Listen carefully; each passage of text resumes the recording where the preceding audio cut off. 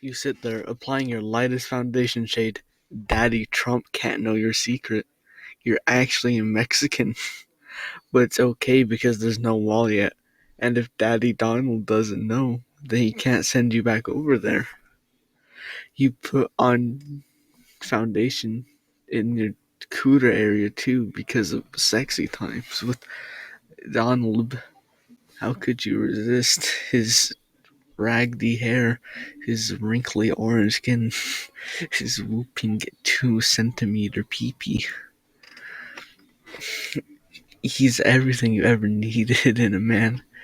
He needs to tell you a secret. He needs to tell you a secret. This makes you think of your secret. You finally get to him house, which is the White House because he is the president. But he orange, not white. But Olama was bronze, so he pulls you in bed and kisses you right on the mouth. In real life, he says, "Okay, ready for secret." You brace yourself because you're scared. You think he knows you. Secret. You almost cry, but you can't because you have to be strong for Daddy Winky Face. He goes in. He goes into his closet and pulls out something big and fuzzy. I don't want to read this. I'm a furry. X333. Donald says with the grin, and you smile too because that's just so sexy. You want to, if you're daddy, you love Danny Donald even more now. He puts on him fursuit and you love it. You see, but he doesn't cut it. You want more. You want more.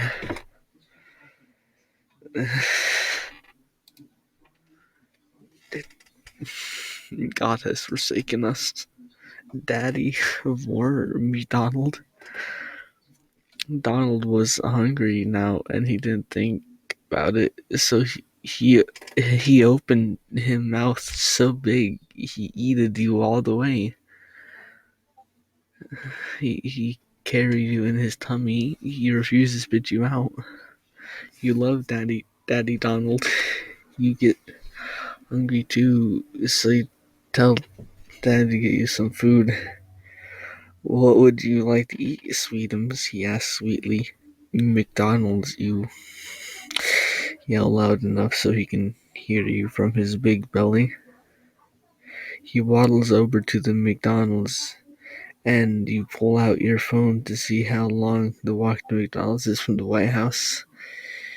It turns out that walking there will take 2 days and 6 hours. So you wait and cross your fingers that you don't get digested or die of starvation because you love your daddy and you love McDonald's. You sit and think about your future with daddy. You want to have babies and you want to get married and you want to grow old together and you want him to eat you every night because you love him. You and Donald sitting in a tree, Kissing. First comes love, then comes married, then comes the baby in the baby carriage. That's not all. Donald would so fuck his daughter if she wasn't his daughter, but that's okay. You would probably fuck her too, but you're reserved for Donald and his pee-pee. You think the only way Donald is out to kill his family. You plot this out all the way to McDonald's. But there's 7 parts to this. I just got the 3. Oh God. You have to plan to kill his family. But first, I want honey mustard with me McNuggets. You yelled so he could hear you. He did hear you. He walked to the drive-thru because he doesn't want to go inside, but he's big enough to walk through the drive-thru. He orders you some McNuggets and puts them in your mouth while the man wasn't looking, and says he didn't get any McNuggets, and the man gives him some more because he did the same thing 3 times. Only he has to pay for one McNuggets. He knows how to keep his wallet and belly full at the same time. You tell Donald to take you to his family because you want to meet them. He says okay and waddles to his home. Him, wife, and kids are there.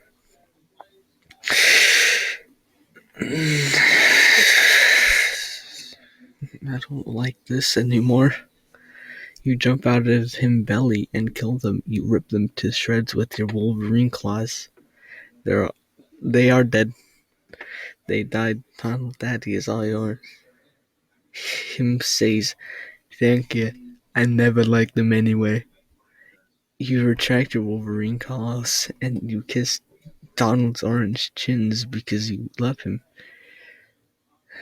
Let's have babies, Donald.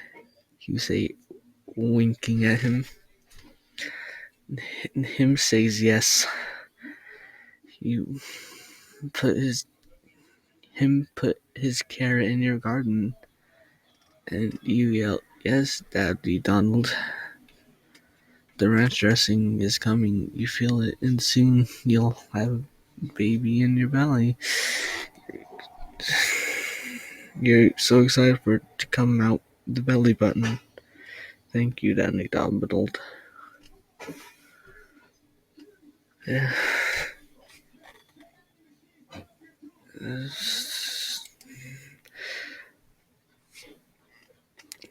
3 more parts of this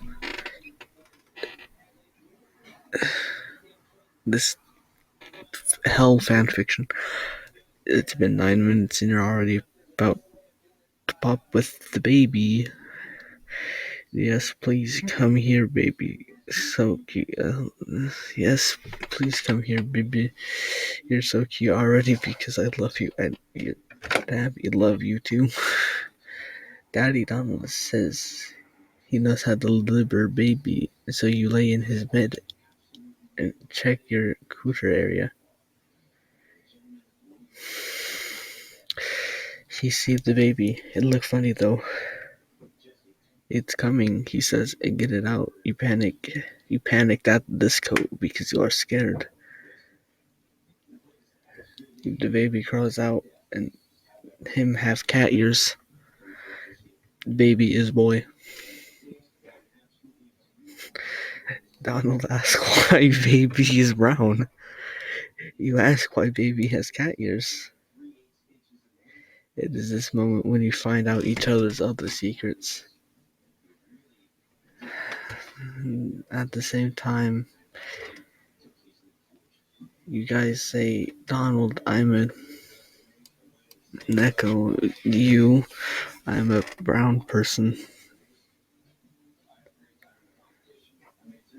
Donald pulls out a gun before he can say supercalifragilisticexpialidocious. Him shoot your head off and baby's head. Because even if he is a precious Neko, Donald will not tolerate that brown baby ever, ever, ever. Ever. Donald misses you, but you did lie to him and put foundation on your cooter area. Liar. I don't like this. I didn't. If I would rate that fanfiction, I would rate it a 0 out of 10. Mostly for everything that fanfiction has done to me. I'm gonna read another one just to cleanse my mind. This one is called The Ranger with the Big Iron on His Hip. The Beginning, Part 1. To the town of Agafrea rode a stranger one fine day. Hardly spoke to folks around him, didn't have too much to say. No one dared to ask his business, no one dared to make a slip, for the stranger there among him had a big iron on his hip. The Beginning, Part 2. It was early in the morning when he rode into the town. He came riding from the south side, slowly looking all around. He's an outlaw, loose and running, came a whisper from each lip, and he's here to do some business with the big iron on his hip. Iron on his hip. The bad guy. In the town there lived an outlaw by the name of Texas Red.